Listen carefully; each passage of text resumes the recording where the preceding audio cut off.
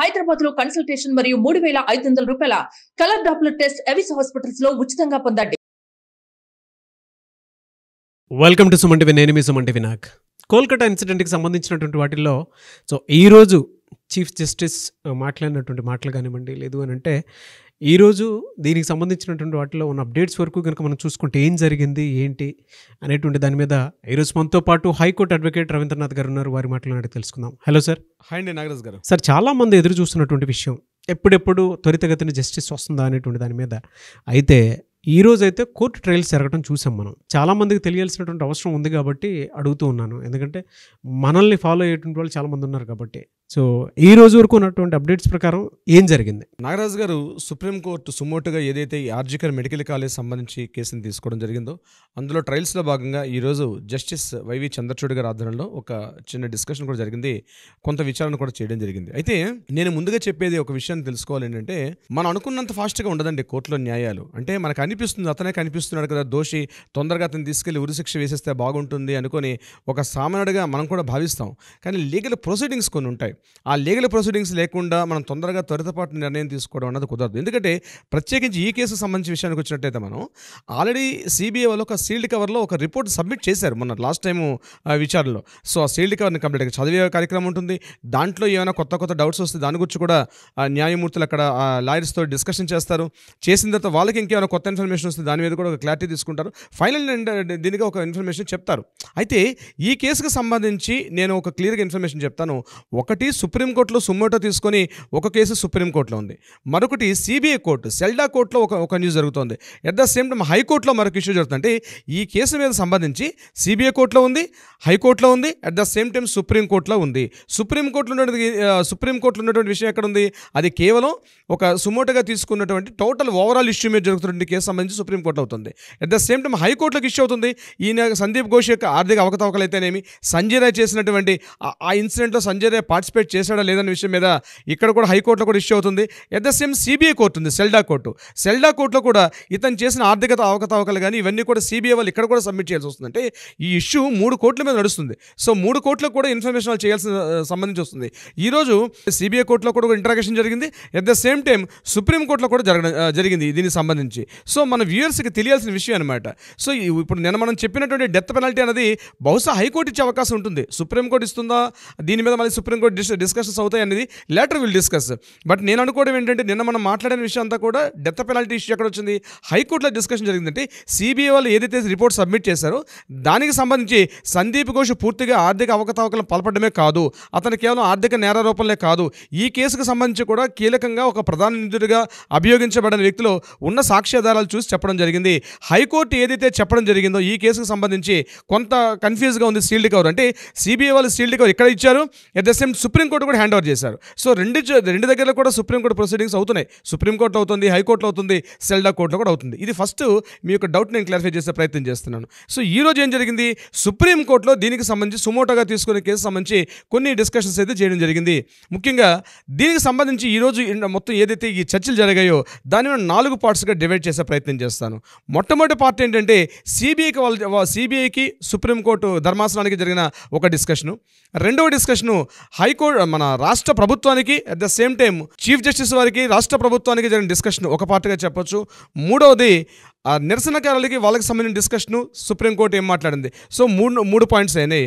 4వ point NTF national task force సంబంధించి ఏ రకమైన చర్యలు తీసుకుంటుంటే సుప్రీంకోర్టు యొక్క గైడ్లైన్స్ ప్రకారం ఎన్టీఎఫ్ అనేది ఒకటి ఫామ్ అయింది. సో దీనికి సంబంధించి 4వ డిస్కషన్ జరిగింది. మొత్తం జరిగిన డిస్కషన్స్ మనం 4 యాంగిల్స్ చూడాల్సి వస్తుంది. మొట్టమొదటి డిస్కషన్ నేను సిబిఐకి సంబంధించిన discussion, at the same time supreme court ధర్మాసనానికి అంటే వైవి చంద్రచూడ్ గారు మాట్లాడిన డిస్కషన్కి ఏం జరిగిందో నేను మీకు కొంత వివరించే ప్రయత్నం చేస్తాను. సిబిఐకి చంద్రచూడ్ గారికి అంటే సిబిఐ అడ్వకేట్ గారికి చంద్రచూడ్ గారికి వైవి చంద్రచూడ్ గారు ధర్మాసనంలో చంద్రచూడ్ గారికి at the same time CBI అడ్వకేట్కి మధ్య జరిగిన డిస్కషన్ ఏం చెప్పడం జరిగిందంటే, సిబిఐ వాళ్ళు అందజేసినటువంటి సీల్డ్ కవర్ల ఇన్ఫర్మేషన్ ఏదైతే ఉందో కొంతవరకు పురోగతి సాధించారు అని చెప్పకనే చెప్తున్నారు. మన చంద్రచూడ్ గారు ఒక మాట చెప్పారు. అయితే ఒక కీలకమైన ఒక క్వశ్చన్ రైజ్ చేశారు. ఆ డిస్కషన్ ఏంటంటే, ఫస్ట్ ఏం చేశారంటే, ఇక్కడ ఈ యొక్క రిపోర్ట్లో ఏదైతే ఉందో మీరు అందజేసిన సీల్డ్ కవర్ రిపోర్ట్ ప్రకారం అమ్మాయి చనిపోయిన సందర్భంలో ఎవరైతే అభయ చనిపోయిందో ఆ సమయంలో ఆమె కంటికి గుచ్చుకున్నటువంటి కళ్ళద్దాలు అంటే గ్లాసెస్ వల్ల ఆమెకి చాలా ప్రమాదం జరిగింది అని మీరు నోట్ రాశారు. Is it right are wrong అని అడిగారు. అవునండి, కన్ఫర్మేషనే, ఆమె వేసుకున్న స్పెట్స్ వల్ల ఆమెకి గాయాలు ఎక్కువగా జరిగాయని చెప్పారు. అయితే వింటే చంద్రచూడ్ గారు ప్రశ్న వేశారు, ఎవరైనా పడుకునేటప్పుడు స్పెట్స్ వేసి పడుకుంటారా అని క్వశ్చన్ రేజ్ చేశారు ఆయన. పడుకునేటప్పుడు స్పెట్స్ తీసి పక్కన పడుకుంటారు కదా, స్పెట్స్ వేసి పడుకోరు కదా, మరి మీరు ఈ యొక్క పాయింట్ని మీరు ఏ రకంగా చెప్తారో అని లాయర్ గారిని అడగడం జరిగింది. అడిగినప్పుడు ఈయన ఏమన్నారంటే, బహుశా అమ్మాయి పడుకునేటప్పుడే తెలియకుండానే స్పెట్స్ పెట్టి నిద్రపోయి ఉండొచ్చు, అటువంటి సందర్భంలో ఈ యొక్క సంఘటన జరిగింది కాబట్టి ఆ యొక్క గ్లాస్ బ్రేక్స్ ఉన్నాయని చెప్పారు. అయితే దీనికి సిబిఐ వారు చెప్పిన సమాధానం మీద చంద్రచూడ్ గారు అసలు వీడియో చూస్తే ఎందుకు అంత సంతృప్తి చెందినట్టుగా అనిపించలేదు. అంటే నేను ఈ విషయం ఎందుకు చెప్తున్నాను నాగరాజ్ గారు అంటే, ఎంత మైల్యూట్ పాయింట్స్ చూడండి. మనం జనరల్గా మాట్లాడుకుంటూ వెళ్తాం కానీ వెరీ మైల్యూట్ పాయింట్. అంటే నిద్రపోయేటప్పుడు స్పెట్స్ వేసి పడుకుంటామా, అది జనరల్గా ఎవరు చేయరు కదా. దీన్ని మీరు ఎట్లా చెప్పగలుగుతున్నారు? ఈ రిపోర్ట్ సీల్డ్ కవర్లో ఇచ్చారు అంటే ఒక ఇండికేషన్ మనకి ఏమొస్తుందంటే, వెరీ క్లీన్ అబ్జర్వ్ చేస్తున్నారు చంద్రచూడ్ గారు. ఈ యొక్క రిపోర్ట్ సీల్డ్ కవర్ ఏదైతే ఉందో ఇట్స్ థరోగా పించు టు పించు. నేను మీకు లాస్ట్ చాలా వీడియోస్లో చెప్పాను, సిబిఐ వాళ్ళు ఏదో ఇచ్చేసారు కాబట్టి రిపోర్ట్ ఇవ్వడం జరగదండి. ఈచ్ అండ్ ఎవ్రీ పాయింట్ కూడా స్టడీ చేస్తారు అని చెప్పడానికి ఇప్పుడు నేను చెప్పినటువంటి డిస్కషనే ఉదాహరణగా మనం చెప్పుకోవచ్చు. దీని మీద చంద్రచూడ్ గారు కొంత అసంతృప్తిగా అనిపించింది ఆ యొక్క డిస్కషను. దానికి ఆయన త్వరగా స్టడీ చేసి చెప్తామని చెప్పారు. చెప్తూ ఒక మాట అన్నారు, ఈ సీల్డ్ కవర్ల ఇన్ఫర్మేషన్ ఏదైతే ఉందో ఇప్పుడున్నటువంటి సాక్ష్యాలన్నీ కూడా ఉన్నాయి కాబట్టి ఇటువంటి సందర్భంలో నేను రివీల్ చేసే పరిస్థితులు లేను, ఎందుకంటే ఇంకా కేసు ఇంట్రాగేషన్ పరిధిలో ఉంది కాబట్టి దీనికి సంబంధించి తర్వాత మనం నిర్ణయం తీసుకుందాం. ఇదైతే ఈ యొక్క ఏదైతే ఇన్ఫర్మేషన్ ఉందో సీల్డ్ కవర్ ఇన్ఫర్మేషన్ మాత్రం ఎట్టి పరిస్థితుల్లో కూడా రేట్ చేసే అవకాశం లేదు అని మాత్రం చెప్పడం జరిగింది సిబిఐకి సంబంధించింది. ఇక రెండవ పాయింట్, స్టేట్ గవర్నమెంట్ తీసుకున్నటువంటి చర్యలు ఏవైతే ఉన్నాయి, సీసీటీవీ ఫుటేజ్, సీసీటీవీ ఇన్స్టాలేషన్ కావచ్చు, వాష్రూమ్స్లో కొత్తగా వాష్రూమ్స్ కావచ్చు, మహిళలకు కావాల్సినటువంటి వెయిటింగ్ రూమ్స్ కావచ్చు, ఇట్లాంటివన్నీ మీరు ఇప్పటిదాకా ఈ గడిచిన కొద్ది రోజుల్లో మీ యొక్క పురోగతి అంటే మీరు టోటల్గా రాష్ట్ర వ్యాప్తంగా ఉన్నటువంటి కాలేజీల్లో మీరు ఎన్ని కాలేజీల్లో ఇన్స్టాలేషన్ చేశారు, ఎంత పురోగతిని సాధించారు అని క్వశ్చన్ వేయడం జరిగింది రాష్ట్ర ప్రభుత్వానికి. దీనికి సందర్భంగా రాష్ట్ర ప్రభుత్వ న్యాయవాది గారు ఏం చెప్పారంటే 26% పనులు కంప్లీట్ అయినాయండి, ఇంకా జరగాల్సిన చాలా ఉన్నాయన్నారు. దీని మీద కొంత అసహనాన్ని వ్యక్తం చేశారు. ఎందుకంటే జరగాల్సిన పనులు చాలా ఉన్నప్పుడు ఆల్మోస్ట్ మీకు 50 days అవుతుంది, ఇప్పటిదాకా మీరు ఎందుకు చర్యలు పురోగతి సాధించలేకపోయారు, దీని మీద ఇప్పటికే కంప్లీట్ చేయాలి కదా. మీరు ఆల్రెడీ నిరసనకారులు ఒక పక్క వ్యక్తం చేస్తున్నారు, వాళ్ళు కూడా యాజిటేషన్స్ ఉన్నాయి, అలిగేషన్ వాళ్ళు కూడా కొంత యాజిటేషన్ నిరసన తెలుపుతున్నారు. ఇటువంటి సందర్భాల్లో కూడా మీరు ఎందుకు ఇంత త్వరితగతిని చేయలేకపోతున్నారు వాళ్ళ యొక్క భద్రతాపరమైన చర్యల మీద అని చెప్తూ మాట్లాడడం జరిగింది. దీని మీద సుప్రీంకోర్టు ఒక డెడ్ లైన్ కూడా ఇవ్వడం జరిగింది. కమింగ్ October 14th లోగా ఈ టోటల్గా కంప్లీట్ 100% కంప్లీట్ అయినట్టుగా వీలైనంత త్వరగా కంప్లీట్ చేయమని చెప్పి ఒక మౌఖిక ఆదేశాలు కూడా ఇవ్వడం జరిగింది స్టేట్ గవర్నమెంట్కి. దీంతో పాటు మరికొన్ని క్వశ్చన్స్ కూడా వేశారు. ఇప్పుడు ఎవరైతే ఈ ఆర్జికర్ మెడికల్ కాలేజీలో కొత్త ప్రిన్సిపాల్ ఇప్పుడు ఎవరు అపాయింట్ చేశారు అని చంద్రచూడ్ గారు ప్రశ్న అడిగారు. దానికి చెప్పారు వీళ్ళు మానస బందోపాధ్యాయ, ఇతని యొక్క పరిస్థితి ఏమిటని అడిగారు. అయితే దీని మీద అతని యొక్క హిస్టరీ కానీ అతని యొక్క ప్రీవియస్ హిస్టరీ చాలా క్లీన్ చిట్ ఉంటాడు, హీఈస్ అ రైట్ పర్సన్.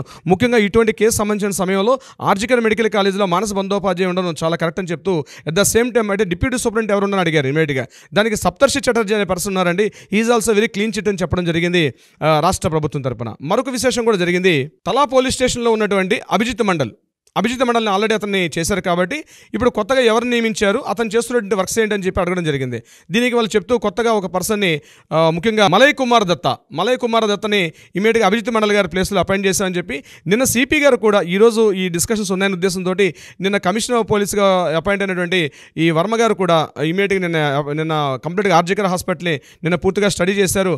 ఆయన కూడా ఇప్పుడు రెడీగా ఉన్నారు, మీరు ఏమైనా క్వశ్చన్స్ అడిగితే ఆయన కూడా సిద్ధంగా ఉన్నారని చెప్పడం కూడా జరిగింది. అయితే దీని మీద సుప్రీంకోర్టు చంద్రచూడ్ గారు ఆయనతో ఈ విషయాలు కూడా మాట్లాడే పరిస్థితులు లేరాయన. సో నెక్స్ట్ పాయింట్ ఏం జరిగిందంటే, ఎన్టీఎఫ్ సంబంధించి ఏదైతే నేషనల్ టాస్క్ ఫోర్స్ ఏదైతే ఏర్పాటు చేశారో దీనికి సంబంధించి ఆయన రేజ్ చేశారు.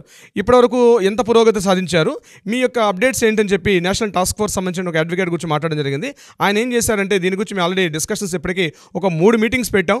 ముఖ్యంగా వైద్య కళాశాలలో కానీ ముఖ్యంగా నాట్ ఓన్లీ వెస్ట్ బెంగాల్ సంబంధించిన ఒకటే కాదు, ఎంటైర్ దేశవ్యాప్తంగా సంబంధించిన వర్క్ చేస్తుంది ఎన్టీఎఫ్.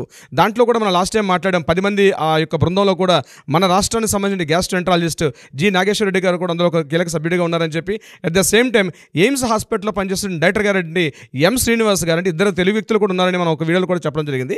అయితే ఎన్టీఎఫ్ నేషనల్ టాస్క్ ఫోర్స్ వీళ్ళు చేస్తున్నటువంటి డ్యూటీ ఎంతవరకు వచ్చింది అని చెప్పి అడగడం జరిగింది. అయితే వాళ్ళు ఏం చెప్పారంటే, మేము ఇప్పటికి 2 మీటింగ్స్ పెట్టాం కానీ 3rd మీటింగ్ కూడా రెడీ అవుతున్నాం అంటే, లేదు with in the next October 14th వరకల్లా మీరు ఒక స్టడీ రిపోర్ట్ తోటి ఏం చేశారు, మీ ప్రోగ్రెస్ రిపోర్ట్ ఏంది, next coming October 14th hand over చేయమని చెప్పి వాళ్ళకు కూడా గైడ్ లైన్స్ ఇవ్వడం జరిగింది సుప్రీంకోర్టు వారు. వీటితో పాటు మరొక కీలక విషయం కూడా మాట్లాడడం జరిగింది.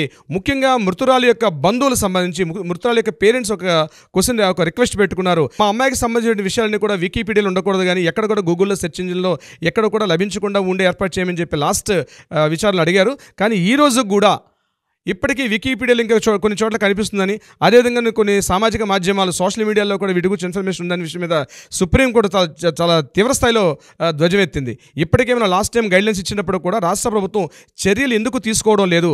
ఇమ్మీడియట్గా వికీపీడియాని కానీ గూగుల్లో కానీ సెర్చ్ ఇంజిన్స్లో కానీ సోషల్ మీడియాలో ఎవరైనా సరే మృతురాలి యొక్క ఫోటోలు కానీ వీడియోస్ కానీ లేకపోతే సెమినార్ హాల్కి సంబంధించిన ఫొటోస్ కానీ ఎక్కడైతే మర్డర్ జరిగిందో దీనికి సంబంధించిన ఇటువంటి ఉన్న తక్షణమే చర్యలు తీసుకోమని చెప్పి లాస్ట్ టైం ఉపసంహరించమని చెప్పారు. ఈసారి ఎవరైనా అట్లాంటి కనిపిస్తే వాళ్ళ మీద చర్యలు తీసుకోమని చెప్పి ఒక నోడల్ ఆఫీసర్ను కూడా అపాయింట్ చేయడం జరిగింది.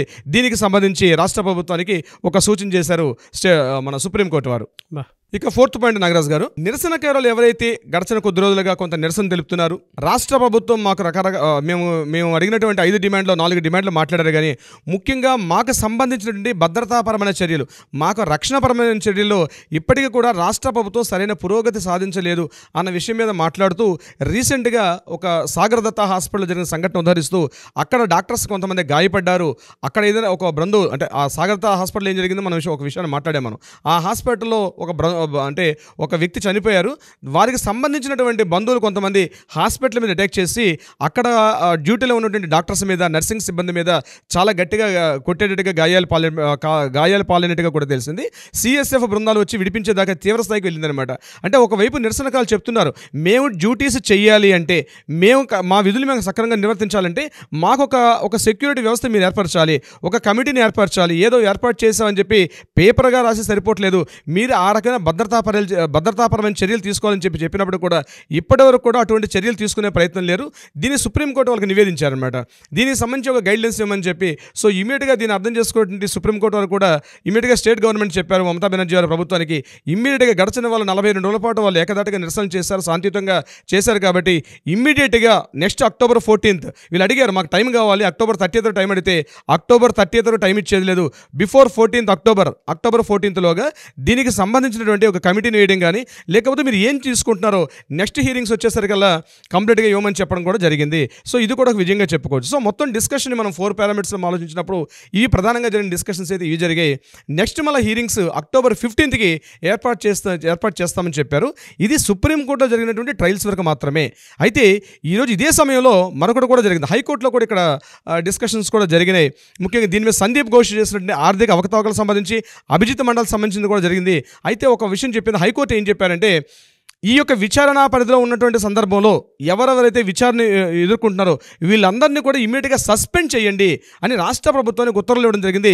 రాష్ట్ర హైకోర్టు అయిన కలకత్తా హైకోర్టు ఒక దిశానిర్దేశం చేశారు. అంటే ఎవరైతే ఈ కేసుకు సంబంధించి ఈ ముఖ్యంగా ఆర్థిక అవకతవకలు కావచ్చు, లేకపోతే రేప్ అండ్ మర్డర్ కేసు సంబంధించి ఎవరైతే అభియోగాలు ఎదుర్కొంటున్నారో వాళ్ళందరినీ ప్రెసిడెంట్ డ్యూటీస్ చేసుకోకుండా సస్పెండ్ చేయండి, అప్పుడే మనకి సాక్ష్యాధారాలు దొరికే అవకాశం ఉంటుందని చెప్పి హైకోర్టు కూడా ఉత్తర్వులు జారీ చేయడం జరిగింది.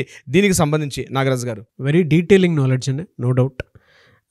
అయితే దీనికి సంబంధించినటువంటి వాటిల్లో చాలామంది త్వరితగతిన జస్టిస్ జరిగితే బాగుంటుంది అనుకున్నటువంటి వాళ్ళు మాత్రం ఎక్కువ మంది ఉన్నారు. మన దగ్గర నుంచి కూడా ఎక్స్పెక్ట్ చేసేటువంటి వాళ్ళు ఎప్పుడు వచ్చే అవకాశం ఉంది అని చెప్పేసి అప్డేట్స్ కోసం చెప్పి. సో వారందరికీ కూడా ఇటువంటి జరగడం అనేది, అంటే ఇప్పుడు ట్రయల్స్ జరగడం అనేది, అది కూడా సుప్రీంకోర్టులో దీన్ని సుమోటోగా తీసుకుని ముందుకు వెళ్ళడం అనేది కళ్ళకు కట్టినట్లుగా కొన్ని విషయాలు మనకు కంటి ముందు కనిపిస్తూ ఉన్నాయి. నో డౌట్ మళ్ళీ నిరసనకారులు, జూనియర్ డాక్టర్స్ ధ్వజమెత్తడం కూడా జరుగుతుంది, మనం చూస్తూ ఉన్నాము.